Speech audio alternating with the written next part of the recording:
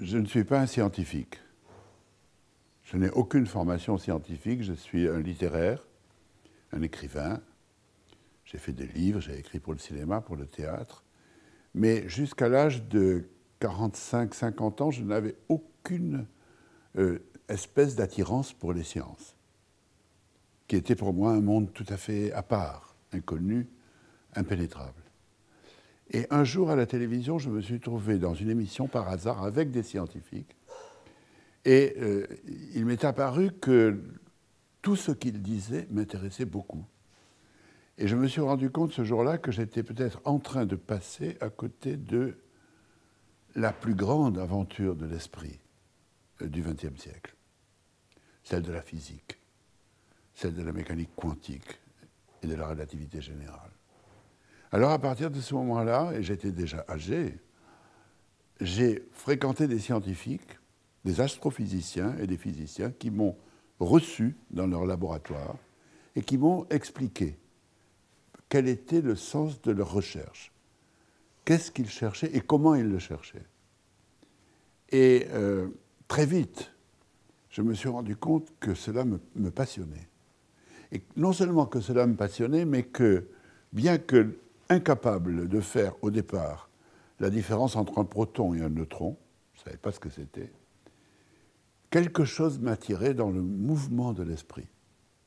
Nous avons fait un livre avec Jean Audouze et Michel Cassé, deux astrophysiciens, qui s'appelle « Conversation sur l'invisible », et puis d'autres livres. Et peu à peu, j'ai pénétré dans le monde scientifique avec un très grand bonheur.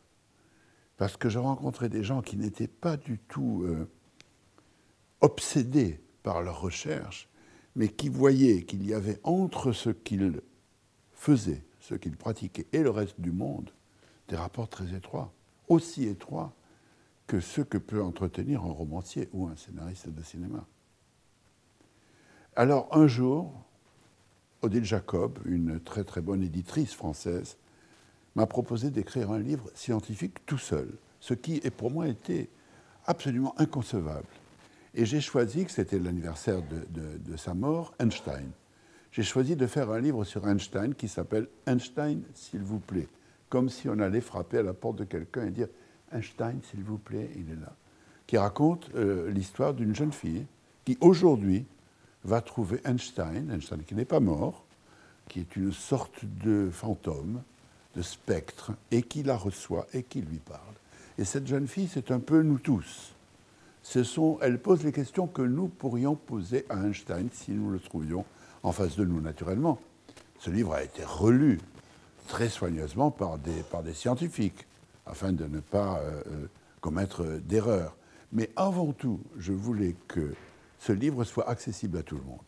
C'est-à-dire que pour le lire, il ne faut avoir aucune espèce de formation scientifique précise, à part les quelques notions élémentaires que nous avons tous.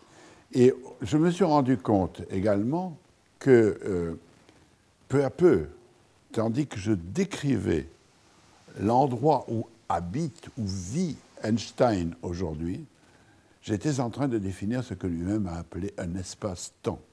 Nous ne vivons ni dans l'espace, ni dans le temps.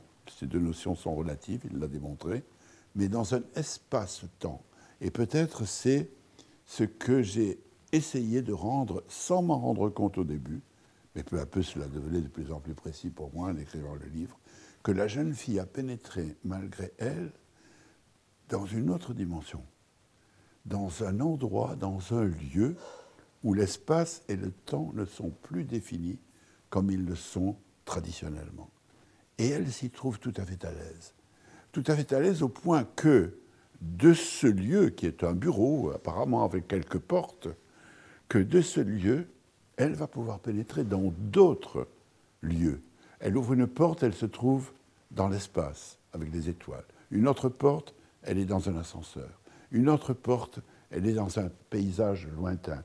Et même, elle va rencontrer là le personnage historique, le savant contre lequel Einstein s'est élevé, tout en reconnaissant son génie, qui est Newton.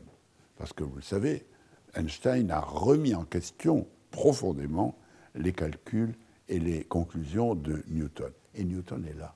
Newton est là, avec elle, et ensemble, Newton, la jeune fille et Einstein nous entraînent dans ce que j'espère être une piste d'aventure, comme si notre esprit était avec eux entraîné dans une recherche passionnante, en tout cas qui, moi, m'a passionné, et qui pour nous tous est essentielle, parce que c'est de cette démarche-là que dépend notre regard sur le monde où nous vivons.